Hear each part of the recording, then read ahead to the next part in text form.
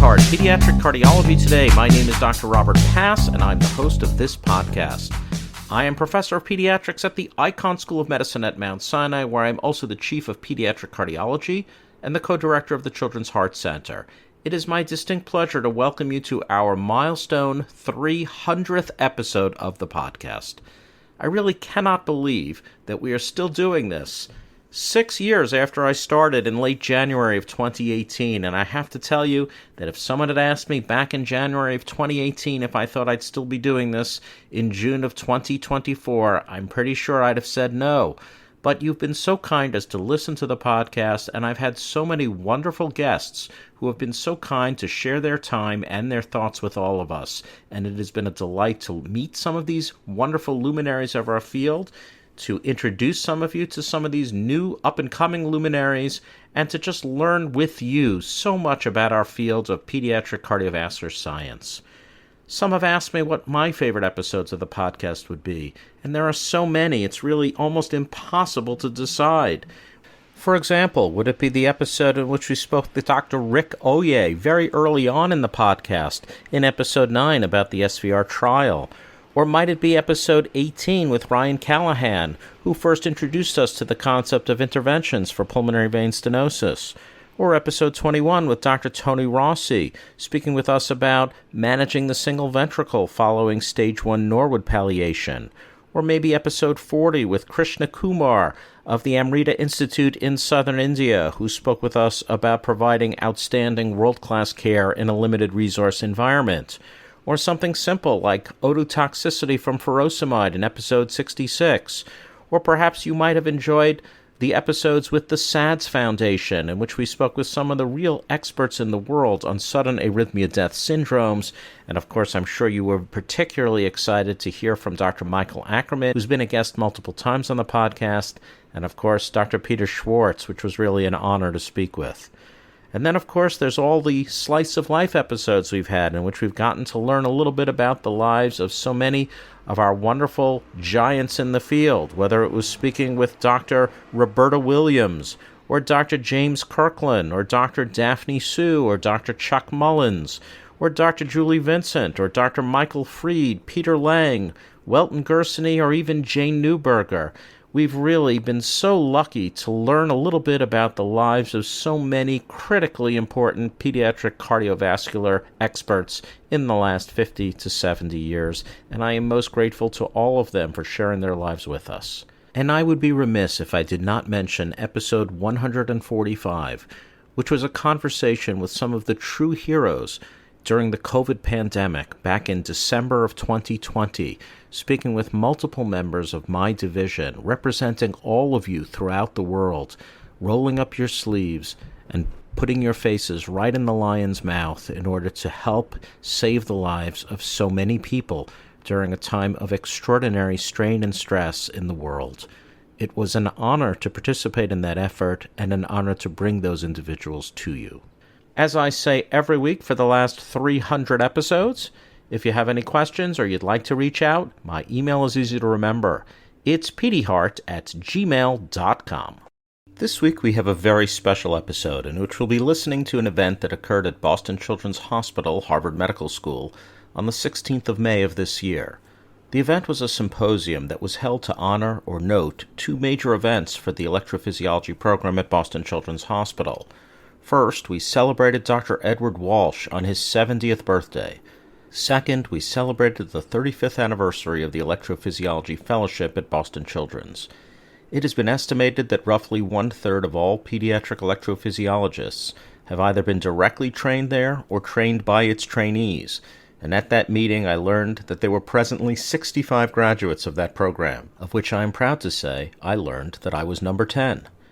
To honor these two important milestones, Dr. Douglas Ma and Dr. John Triedman thought it would be fun to end the symposium with an interview with the three guys who were there at the very start: Dr. John Triedman, Dr. Phil Saul, and Dr. Ed Walsh.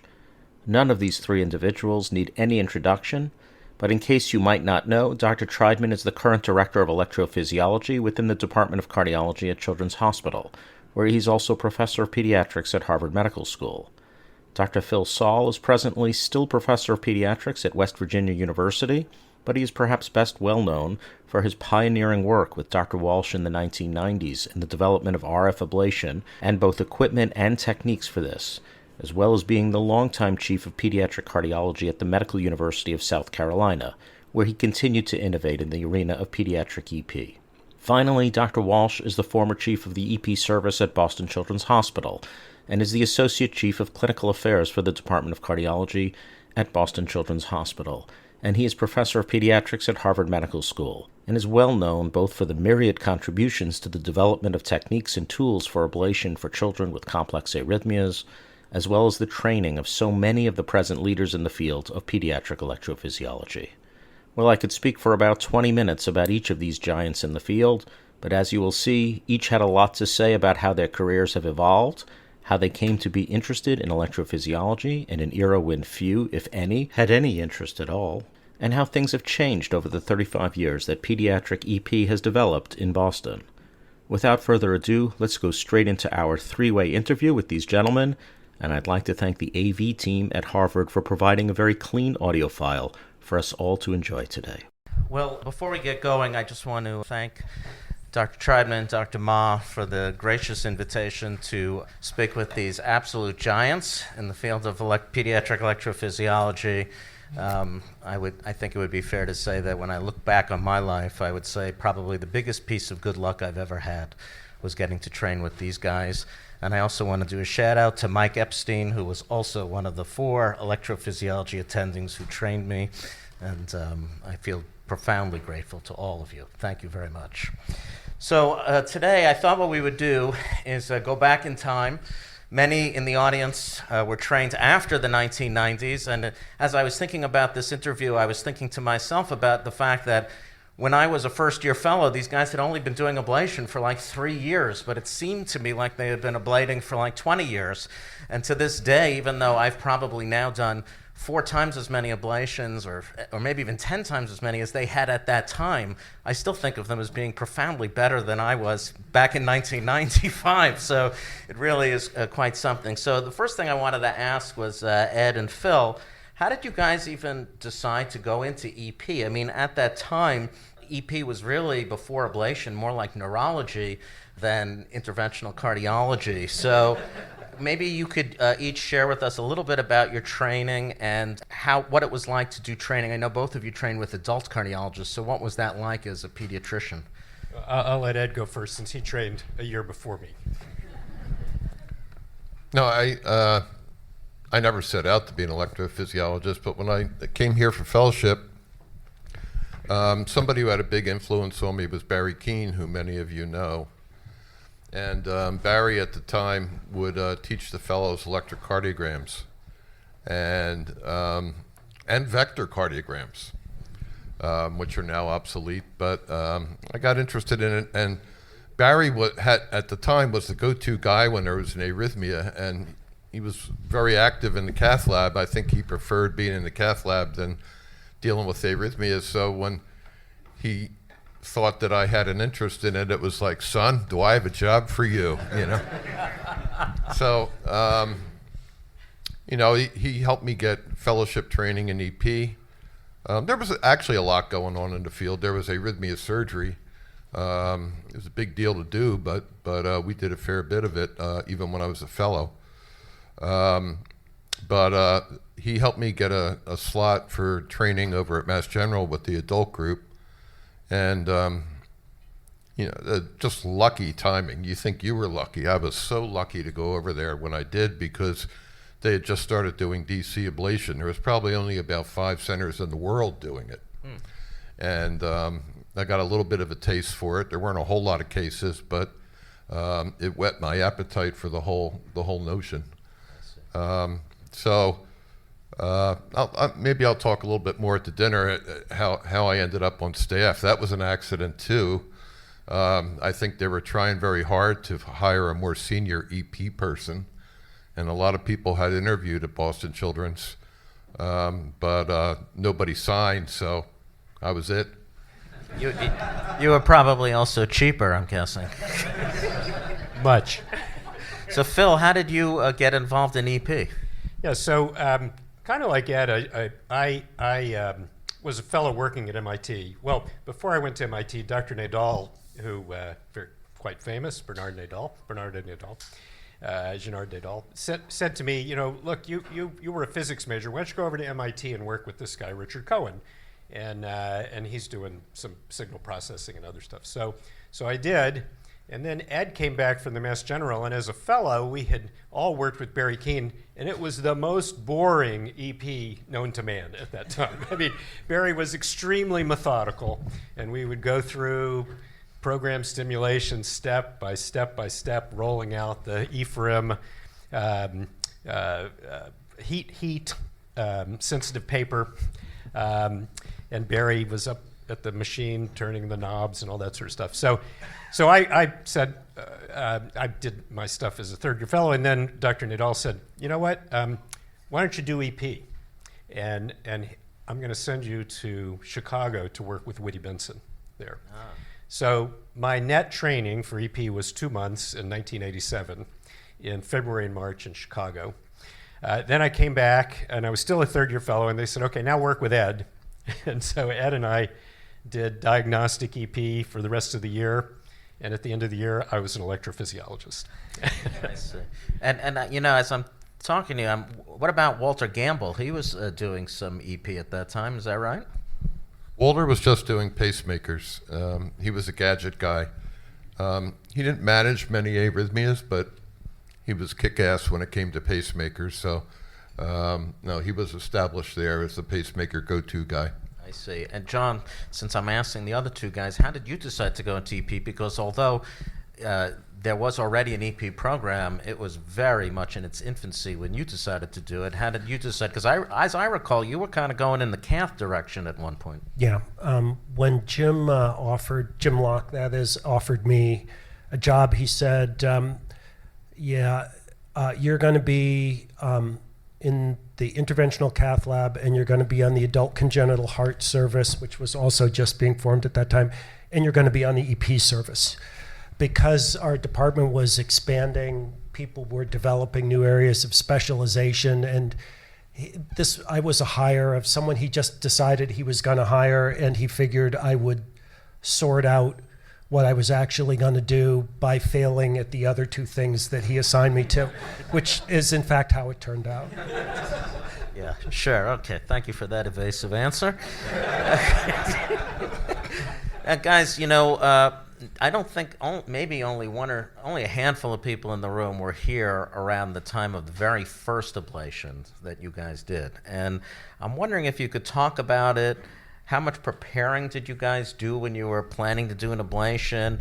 Who was like instrumental to those cases, and what was the hardest thing to predict was going to happen or was going to be challenging before you ever even did one, and then when you finally did? I did it on protocol, and sad to say, the protocol was to compare DC ablation, which I had done a few, to RF ablation. And the reason we set up the protocol is Phil had found out about what was going on out at UCSF. I think you had called up Mel Scheinman to come and give a talk. Mel Scheinman had done a lot of DC ablation and a lot of other accomplishments in EP. And when Phil talked to him, and Phil can relate some of this, he said, no, you don't want to be doing DC ablation. You should try this RF ablation. And I'm not coming, but I'll send you somebody. And he did. But so our first two patients were done on the same day. And we randomized them because that's what the protocol said. Phil's patient was a WPW that randomized to RF, and mine was a VT that randomized to DC ablation. Phil can talk about his RF success. And then my patient came along, and it was a focal VT in the outflow tract. And we gave the DC shock, and the catheter punctured the right ventricle out into the left lung. And that was the end of the randomization at that point. Yeah. So Ed's told the nuts and bolts of the story, but I'll fill in a little bit. So I got a grant from Pfizer and invited Mel Scheinman, and just like Ed said, he said, no, I'm going to send John Langberg, who who had only done AV node reentry with the famous Langberg catheter, which was a non-steerable 3 millimeter tip, 6 French catheter that was going to be used for ablation. And the only WPW ablations that had been done in Oklahoma City by Sonny Jackman, and then in Germany by blanking his name, who came and worked with Sonny, and they did them all retrograde. And people were going to Oklahoma, Fred Marotti and other people were going to Oklahoma learning how to do retrograde ablations. And we were like, I don't know, this kid's 5 years old, I don't think we can do that. And so John came, he brought the catheter. So this was a long time ago. You know, we didn't ask anybody to look at it and make sure it was sterilized correctly. He just brought the catheter. And then we called up radionics, who were making a neurosurgical generator. And the reason you needed that was it had to be low power. So the RF used in the OR is high power, and I mean, you can turn it down low, but for the most part, it's high power, and it actually evaporates the water. That's why it sizzles and causes charring and boiling. But you need to do under 100 degrees centigrade, and the RF3G generator from Radionics did that. They happened to be in Boston. So I can't remember his first name, but Mr. Rittman was the engineer. He brought it over. Again, we didn't talk to Biomed. We just plugged it in. It was an approved device for neurosurgical procedures. And then John told us, now, when we turn on, you're not going to see anything. And so you know, we had 3 problems. When getting the catheter there, we weren't going to be able to see the signal, and we were using all this strange equipment. So Jim Locke could get a catheter anywhere in the heart. So Jim came in, he put in a transeptal catheter for us. This was non-steerable, so we just moved that around. Once he got it in, he sort of watched, and I think I moved it to somewhere on the AV groove. We still have a picture of it.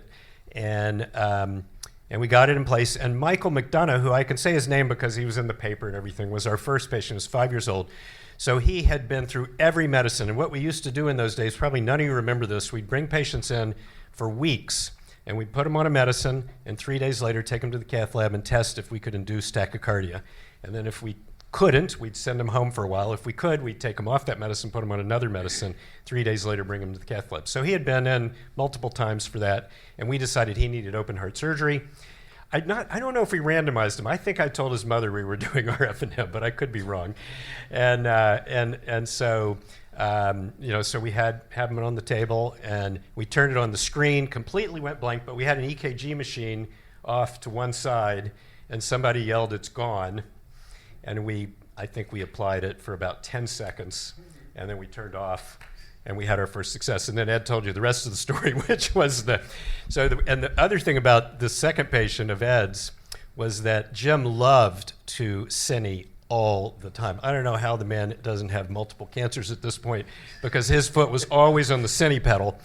But that was a really cool cine, because this big plasma ball formed around the tip of the catheter with the 300 joule catheter hooked to the defibrillator, hooked directly to the defibrillator.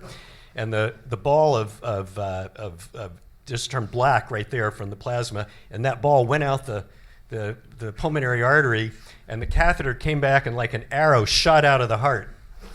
And we were happy Jim was there, because he just calmly put in a chest tube, a pigtail chest tube, drained the blood, and we took the patient to surgery the next day. In retrospect, I realized how lucky we were, because the catheter not only punctured the myocardium, but it punctured the pericardium. So a couple hundred cc's of blood came out. If that had gone into the pericardium, I think that kid would have tamponaded and arrested. So really all we had to do was put in a chest tube, and you know, usually if you puncture the RV, it'll spasm down and stop bleeding, but we managed to get out of that. Now, I talked that same family patient into an RF ablation about 2 years later, and that was some fancy informed consent, I got to tell you.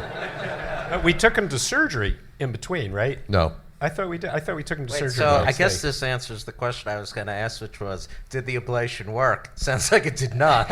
If you had to that one did. Re-ablate. No, the DC did not work. No. This is Michael McDonough right here with his mom, and we made the Boston Herald, not the Not the Globe. Not the Globe. I see. And that was our old EP machine, over there. Wow, very interesting. So, I was wondering, John, you always had a big interaction with the many of the companies, and also you were a sort of a bridge to interventional cardiology because you were doing that. So, how did at that time EP interact with the expertise in the interventional cath lab? And I'm thinking particularly of Jim Locke, who sounds like Jim was intimately involved in the very first RF ablation done. And also, what was the role of industry engagement? And I guess also, how much did you guys lean on the adult guys in the area? You have always had close relationships with people at the Brigham and BI, so how did all that interact? Well, there's a lot of questions rolled up in that. But a couple things I'll say, partly about Will Webster and partly about Jim Locke and the engagement of the interventional cardiologists with our group. An important point that Phil and Ed just made is that when we first started doing this, we were just basically using regular diagnostic EP catheters.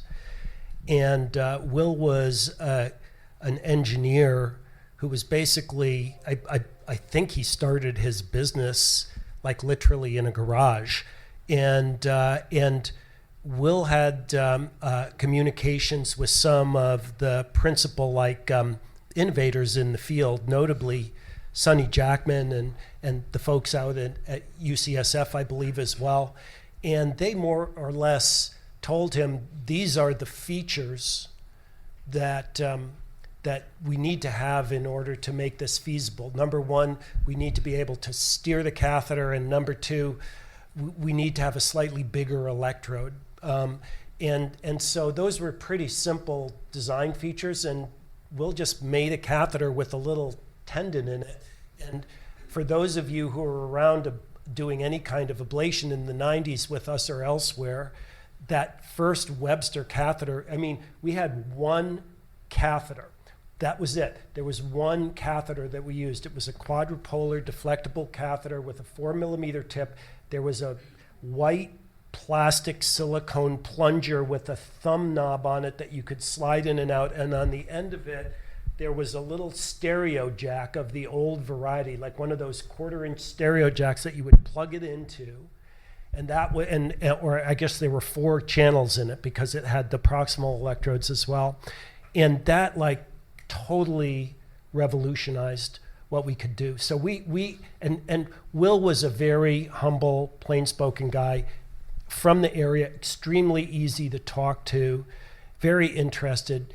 Jim would come into the lab, and those of you who knew Jim Locke knew that he wasn't famous for his meticulous patience in the cath lab. That was not his brand. He's never going to be an electrophysiologist. Well, so that's the thing, is he would come into our cases and he's like, guys, this is taking forever. It's like you're testing, you're doing an EP study, and as Ed and Phil said, you learn from Barry Keane, it's like, okay, now we're doing singles. All right, now we're going to do doubles. And then after you get up to triples, you do it all over again because Barry missed something back in the end of singles. So Jim would get crazy, and he thought it took us forever to map.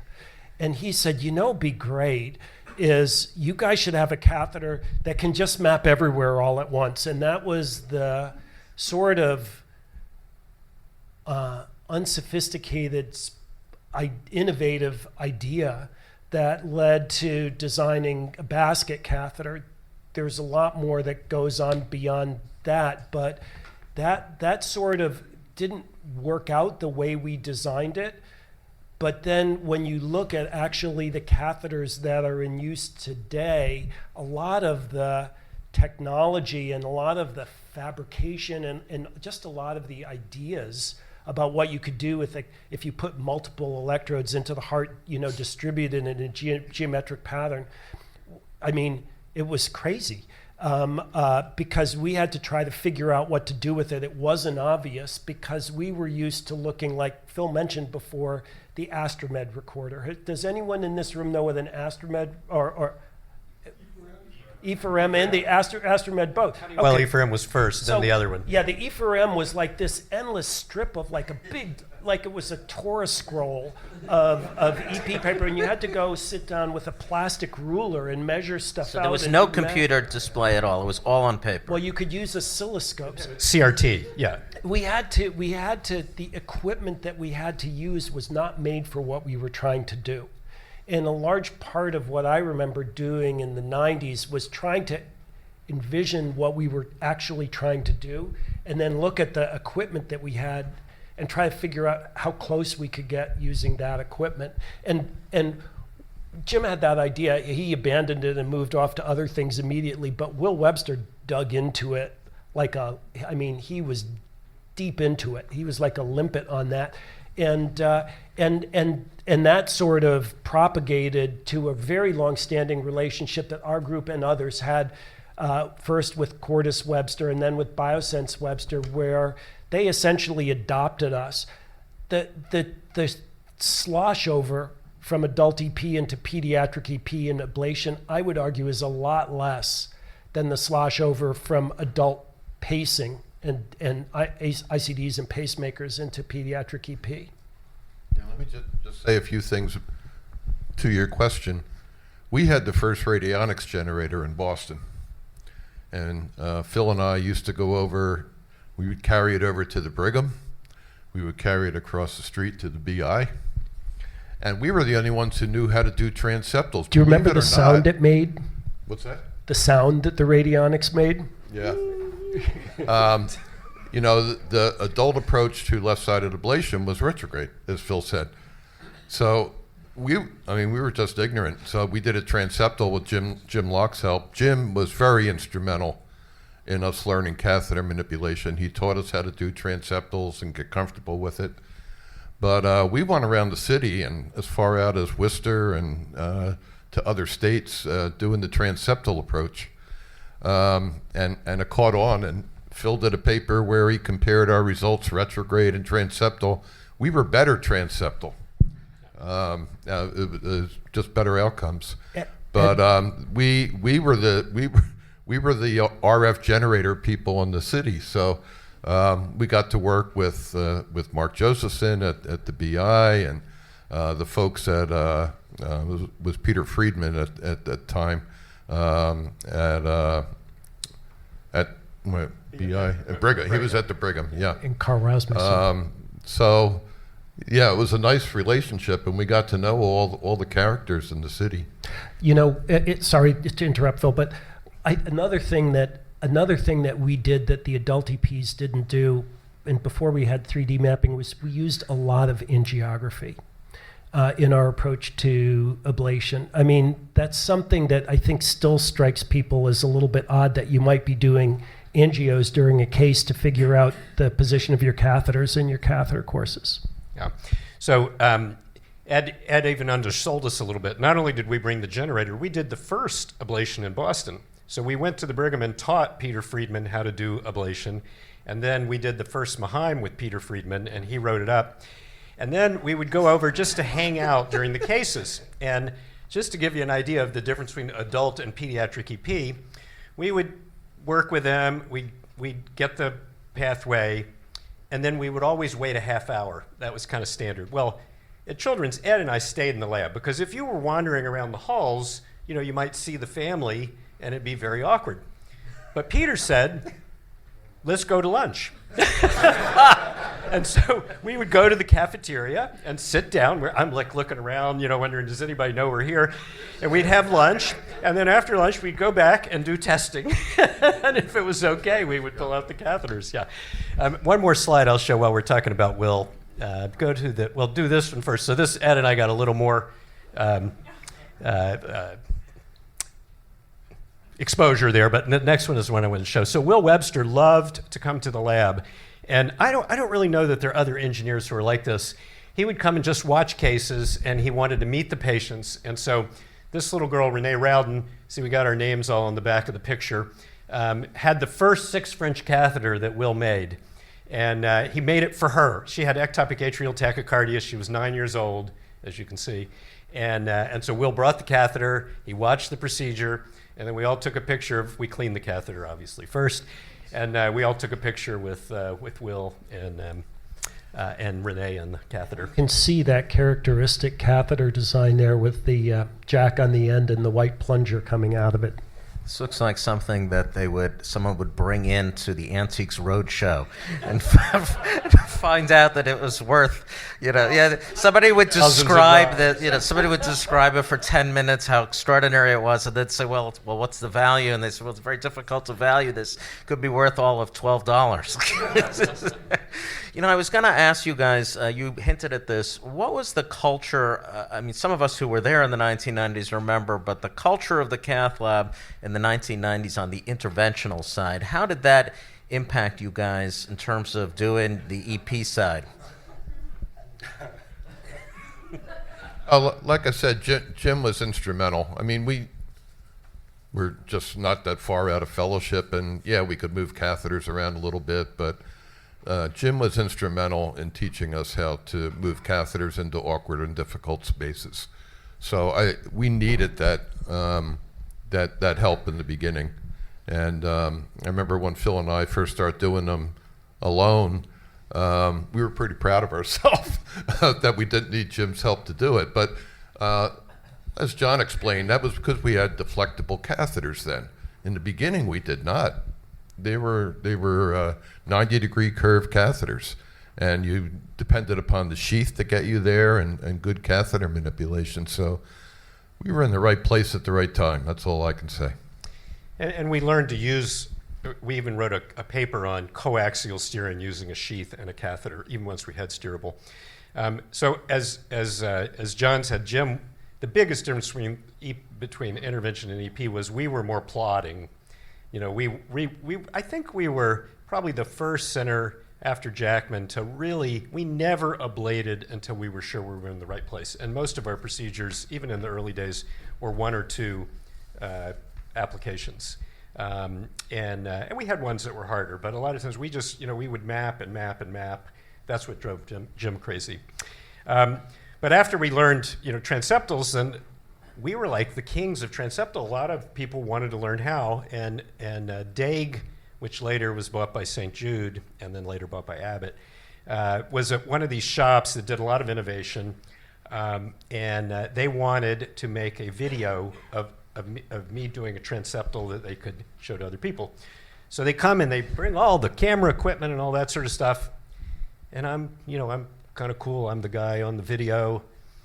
And I inject air into through the sheath because I wasn't paying enough attention to what I was doing. And I look up and there's air, and I said, "Okay, turn off the cameras, turn on the oxygen." And patient was okay, but anyway, I learned my lesson. You got to take care of the patient first, as Ed Walsh would have told me if I had gotten his advice right before. For sure. I was wondering, Ed, maybe you could speak to what the role of the various different organizations were at the beginning of the program you were starting, such as NASB, which is now HRS, Pediatric EP Society, now PACES, and then the New England EP Society. And what role did those organizations have with the development of the program? Let me start with the third one. We had a New England EP Society, and started up in, I think, 1989, 1990. And Boston was a hotspot for adult EP. Two things were happening simultaneously: development of the ICD, particularly when it came to transvenous implants, and catheter ablation.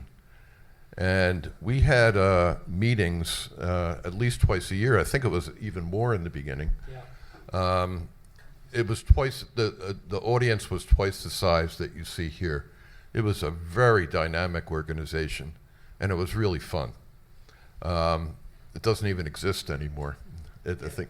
Those meetings, people would present 7 AV node modifications that they had done, or an interesting pathway in the posterior. These were adult electrophysiologists, and they were interested in what we had to say as well. But the level of exploration that was going on at that time was enormous. Nobody had any real substantive experience in doing even what we would consider simple garden variety ablations now. Yeah, the organization used to have a fellows competition every year, and we won every year. Wait. I need to interject here.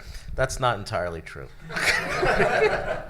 1997, I came in second. And I'm pretty sure there were only 3 people in the competition. But now you're number 1, Rob. Just say. At HRS, then NASP, I was fortunate at Mass General that the second meeting, standalone meeting of NASP, which started out as a pacemaker group, but the second meeting was held in Boston. It was a one-day affair when I was a fellow at Mass General. So I got to join NASP when I was a fellow. So I was a long-term member. It used to be a much more intimate group. I mean, it was a pretty big meeting, but you sort of knew everybody and recognized everybody when you went there. As you know, this week I know you just get lost in the crowd. It's so huge. And PACES was failing. It started out as a research organization that Grace Wolf started in 1980, met once a year. I would say prior to ablation, you would go to a PACES meeting and there'd be like 10 people there. It was pretty sad. As soon as ablation started, John Kugler latched onto the idea of an ablation registry. And it exploded again, and the group has thrived ever since. But they were important organizations to share information. Nice.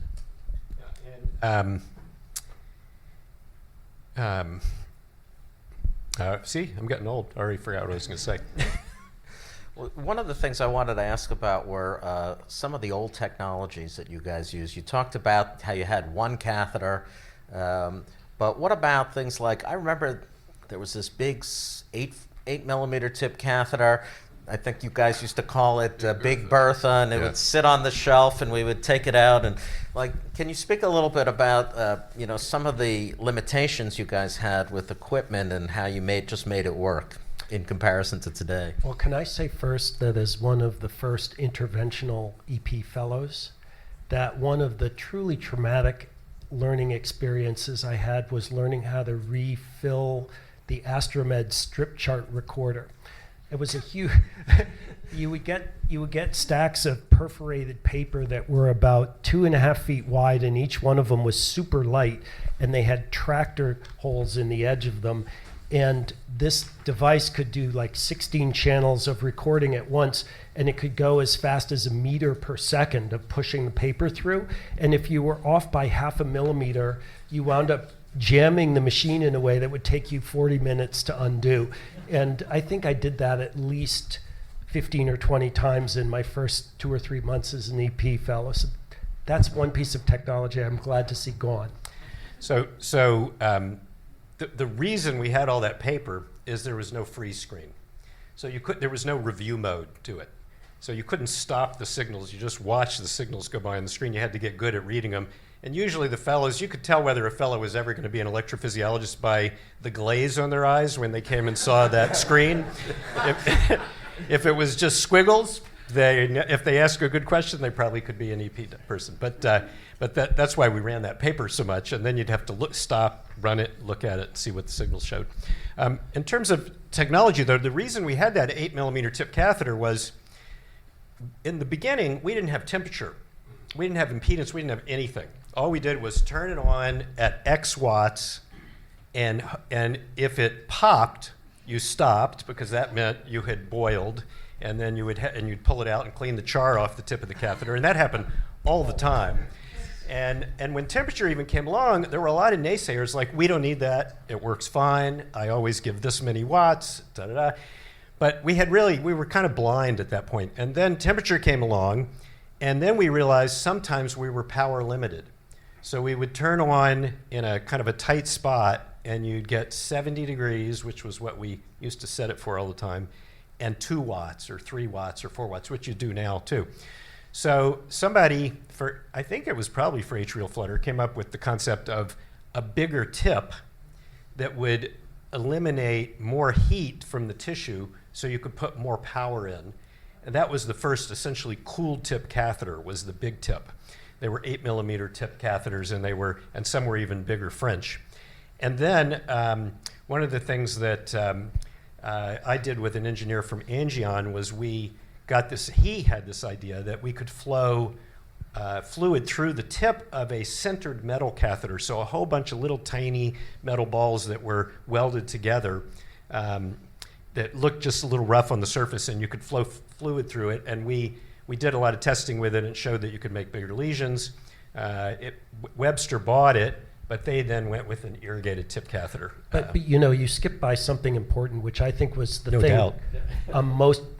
I remember it most vividly was for a while, and we all did this. We used oversized sheaths over a standard catheter, and we would connect a 60 cc syringe filled with cold saline to the sidearm, and Frank's nodding his head, and it really works. I mean, you could only make it happen for 15 or 20 seconds because you would have pushed the entire syringe through. But sadly, it was only good enough for second place in the fellows competition in 1997.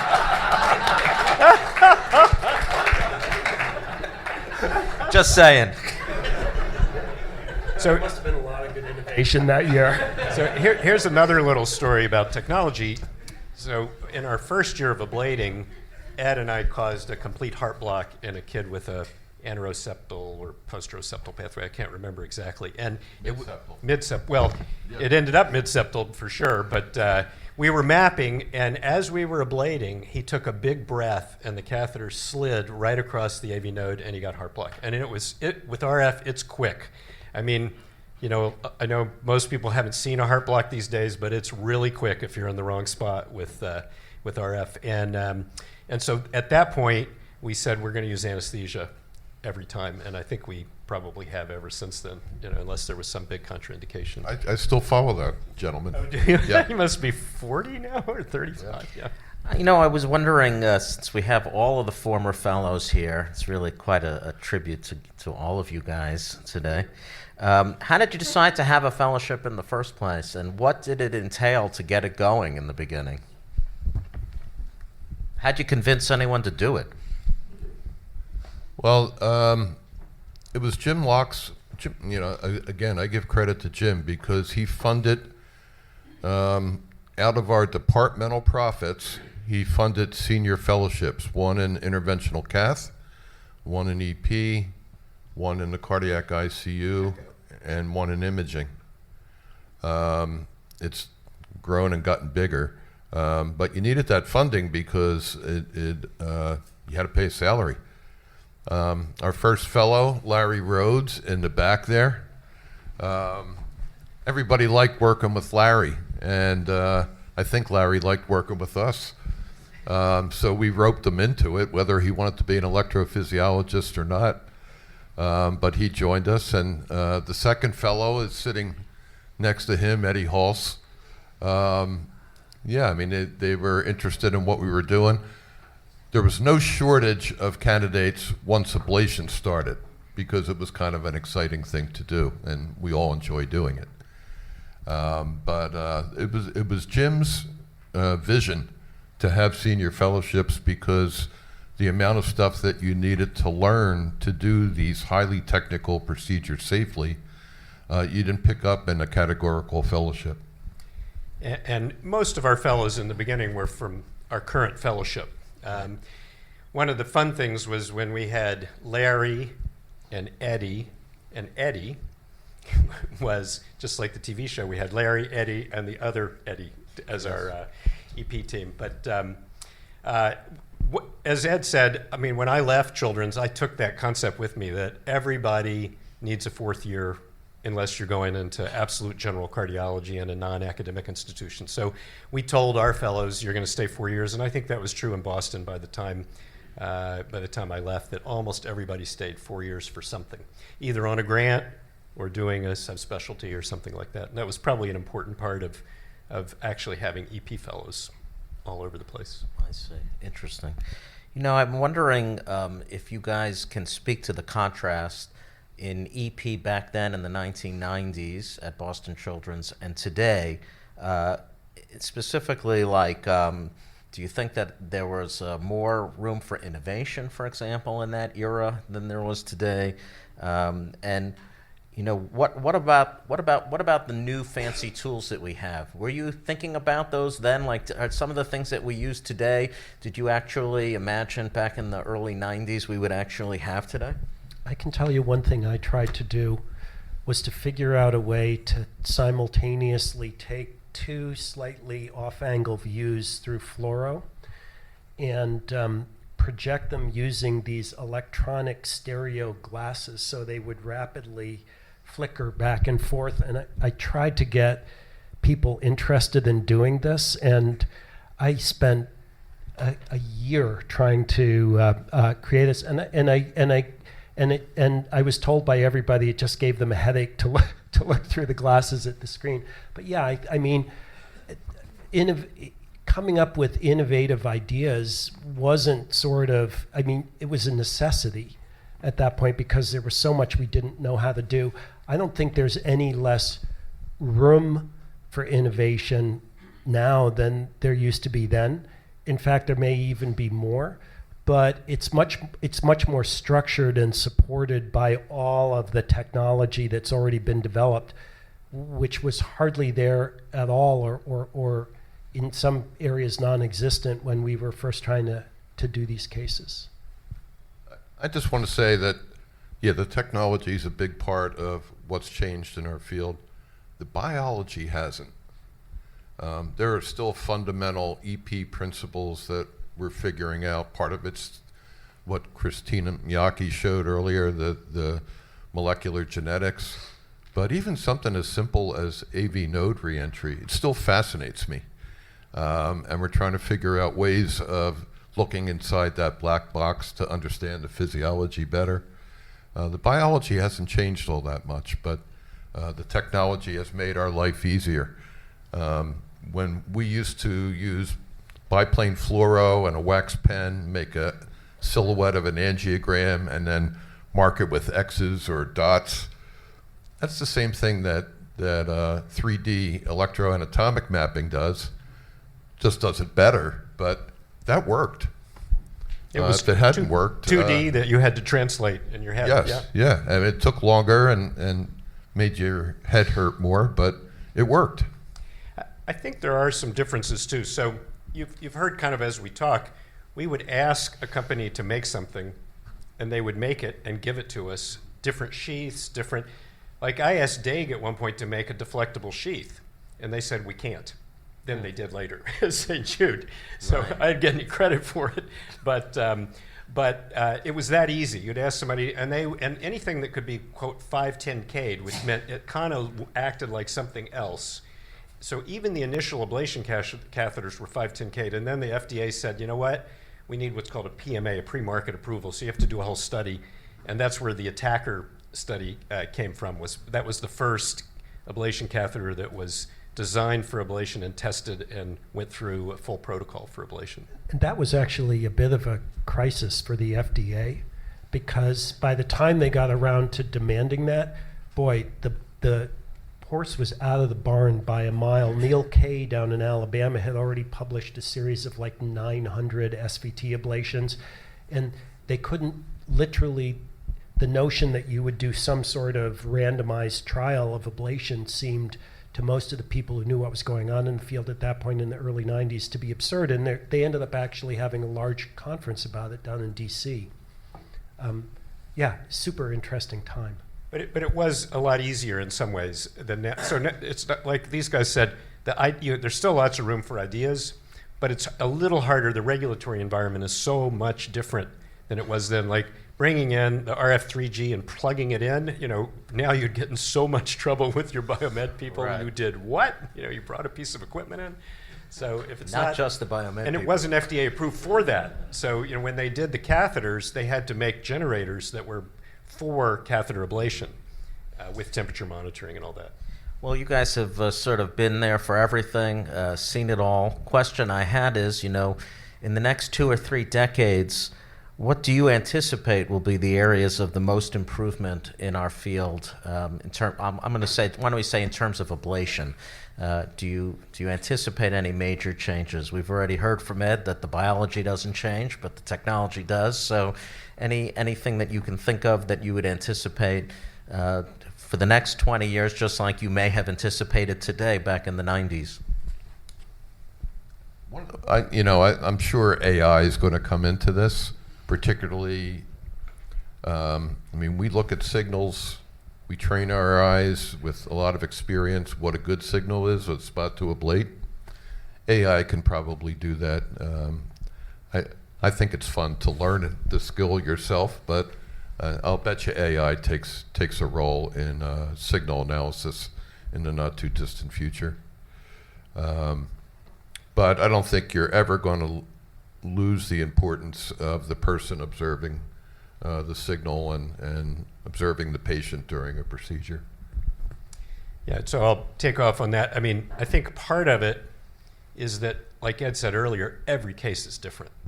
We may think, okay, that AV node or that left-sided pathway seemed like a standard, but so many cases sort of surprise you when you're doing them, and there's a wrinkle here or a wrinkle there, something like that. I guess I agree with Ed. I think that if Josh, I can't say his last name, can get all that information out of an EKG. Mayorian. Yeah, we can do a whole lot more with mapping from the signals that we have, and we probably will be able to put in, an array, and it'll automatically say, go here, and you'll at least get directed.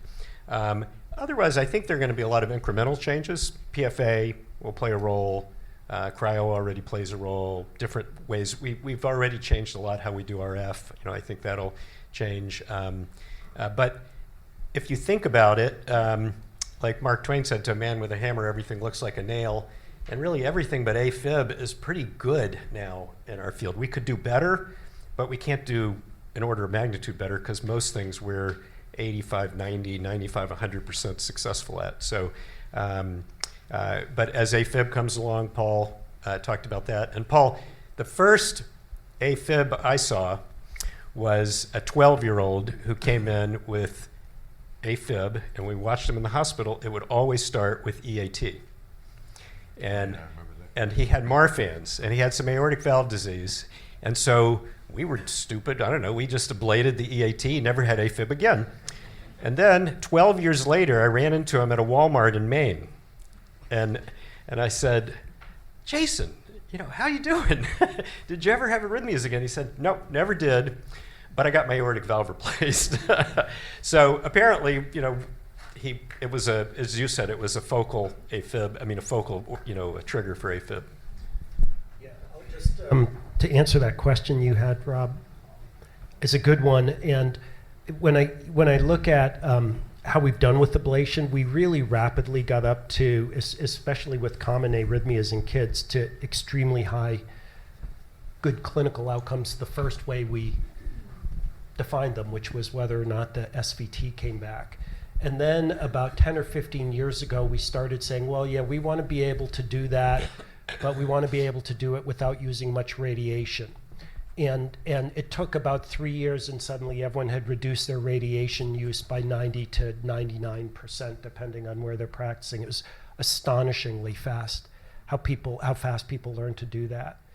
And I think what the incremental changes that we're going to see are going to result more from us defining what it is we're trying to optimize next. And I'm wondering, when I look at all the technology that has grown up around our profession to support us, I think one of the things that strikes me is it's made all of us a lot better, and it's sort of democratized the availability of the whole procedure and the therapy to become really widely available to kids, even living in places that don't have huge major academic medical centers. And so I'm wondering, and obviously there's much more potential for that globally. So I'm wondering if just like an elevation of all boats to that same high level of safety and efficacy is the next big step. Let me just, because we have Thomas Paul here, whose group published on pulse field ablation in adult congenital. Have you guys used it on an accessory pathway? It may or may not be the right thing to use for accessory pathways and AV nodes. I don't know. I think it's coming though. Mostly concerned about, well, not concerned, interested in what happens to coronary arteries. I know they can spasm, and if we're after accessory pathways, that's right on the AV groove, but I'm holding out hope that it might be safer. I don't know. We'll see. If you haven't tried it yet, we don't know.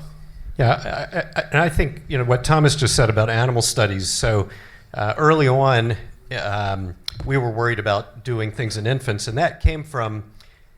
And this reminds me. I think one of the key things that we did in Boston was always publish our negative outcomes. So, and a lot of people would say, I'd say, publish that. Nobody's ever reported AV block with cryo. No, we don't want to publish that. Well, then, I can stand up and say there's never been an AV block with cryo forever because nobody's yet published one. But we were pretty good about that, and I think Ed pushed that, and I hope I learned to push that, and John did. And one of our early ones was in an infant. We did a large number of ablations in a 1.8 kilo infant with 2 or 3 left posterior accessory pathways, who came in 2 weeks later with an arrest and had a little hole in his heart. And when we looked at it, there were big scars. And so that was when I did with Eddie Hulse, we did a whole set of experiments in infant lambs, and we found that the lesions grew if they were on the ventricle of the atria. The AV groove lesions weren't so bad. We thought cryo was going to be great. Then Paul Carey did the same thing with cryo and found those lesions grew. So something about infant tissue makes it more worrisome. And then Thomas, his group has done a lot of animal studies, and Thomas did pre and post coronary angiograms in a lot of patients and showed that even though we don't think we're hurting coronaries, we were hurting little coronaries quite often. So I think it's really important to be introspective and do animal studies when necessary, or work with somebody and do them, or work with a company, because otherwise we're just sort of shooting in the dark, like the PFA thing. Yeah, very, very wise advice for sure. Well, we're going to finish up right now, but I'm going to ask each of you the hardest question of the day now. So, and that is, professionally, everybody has things that they're proud of, but I'm wondering if you could isolate what one thing are you most proud of professionally in your careers. Maybe you could share with the audience what that is. Why don't we start with you, John? I'm most proud of this room. I'm into that. Yeah, I would say, the two things in my life that have been the best is training people. And this is a room full of Ed's trainees, some of mine, some of John's, but and we're here to honor Ed. And then the other is, I think, you had to be willing to do something new in order to do things like this. And so when Ed and I did that, he had a little experience in DC ablation, but Paul Gillette had already had some issues and said, I'm not ever doing that again. We never did it after the first one again. So we had to try something new and be willing to do it. And probably a lot of people know I'm a pilot. I was eating lunch with a pilot one day, and he had just had surgery on his knee for a motorcycle accident. And I said, oh, I had a motorcycle accident and had tore up my knee. And he said, do you scuba dive? And I said, yeah, I do. So I started asking pilots, do you scuba dive and do you ride a motorcycle? It's like 95% yes. And that's probably true for EP people, where Ed might be a little more conservative in some ways, but he's always been at the forefront of trying to push the field. And so pushing the field and training people, that was two. That's fair. Dr. Walsh? Yeah, I think it's the legacy that you see here today. How many people are out there now that are doing great things that I learned from. So, I'm very proud of that. Well, I'm sure I speak for everybody in this room and how grateful we all are to all three of you. And, thank you very much for participating today, and thank you for the invitation. And let's all rise and applaud our guys here. Before we come to the musical ending of the podcast, I wish to once more thank all of the many guests over the past 6 years who've really made this podcast what it is. but I particularly wish to single out the very first guest who had the bravery and goodwill to join me to discuss a paper on this podcast, and that was Professor George Ofori-Amanfo, who was professor of pediatrics at the Albert Einstein College of Medicine at the time of that interview, and who later moved on to work at my own institution as professor of pediatrics at the Icahn School of Medicine at Mount Sinai, where he was the director of the critical care division. Dr. Ofori-Amanfo was a very dear friend, not only to me, but to so many in our field, and as many who listen know, he died 2.5 years ago after a long battle with cancer. I will only say that, like so many, I miss his great big smile each day and the wonderful friendship that we shared. To conclude this 300th episode of Pediheart Pediatric Cardiology Today, I think that listeners to this podcast will not be surprised to see that I'm going to end with one of my heroes in life, the wondrous American soprano, Kathleen Battle, who was so very kind to me back when I was just a third-year medical student at Boston University. Her kindness and support to me and the example of excellence that she demonstrated in her art have always been a model that I have tried to use to guide my own efforts to do the very best that I can for my patients, who are, in a very real sense, my own family. Ms. Battle gave a wonderful recital on the stage of the Metropolitan Opera at the young age of 75 just 2 weeks ago, and she was delightful, and I was thrilled to be in that audience. Most who know her know that perhaps her finest work is in that of the so-called spiritual, and so today we'll hear her sing one which is really nothing less than an art song, and we'll hear a live performance from nearly 40 years ago of the beautiful song, His Eye is on the Sparrow. I'd like once more to thank Drs. John Triedman, Phil Saul, and Ed Walsh for sharing so much with us all this week, and finally thank you all for coming on this journey with me. Thank you so very much. Why should I feel discouraged? Why should the shadows come? Why should my heart be lonely and long for heaven and home? When Jesus is my portion,